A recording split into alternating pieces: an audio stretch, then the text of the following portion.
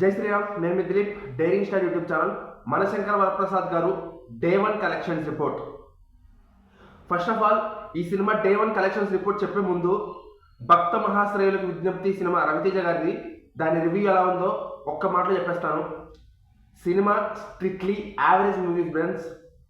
దీని గురించి వేరే వీడియో చేయొచ్చు సపరేట్గా, బట్ నేను కొంచెం పని ఉంది నాకు, నేను చేయలేను. అందుకనే దీంతోనే దాన్ని కూడా కలిపి చెప్పేస్తున్నాను.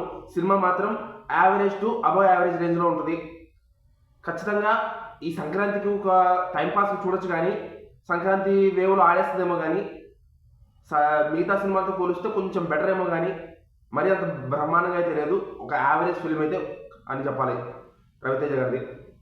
సో కలెక్షన్స్ విషయాల గురించి మాట్లాడుకుంటే, ఈ సినిమా మనశంకర వరప్రసాద్ గారు డే 1 దాదాపు వరల్డ్ వైడ్గా తెలుగు రాష్ట్రాలు, overseas, rest of India, Karnataka మొత్తం కలిపి 80 కోట్ల గ్రాస్ కలెక్ట్ చేసింది.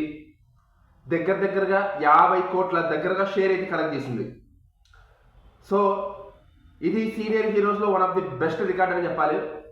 మరి ఇంకా ఈ సినిమా ఎంత కలెక్ట్ చేస్తే హిట్ అవుతుందంటే, దాదాపు 70 కోట్ల షేర్ కలెక్ట్ చేస్తే ఇంకా ఈ సినిమా హిట్ అయితే అవుతుంది. సో ఈ సంక్రాంతి సీజన్ అయిపోయేలోపు బ్రేక్ ఈవెన్ అయిపోయి ప్రాఫిట్స్లో కూడా వెళ్ళిపోద్ది.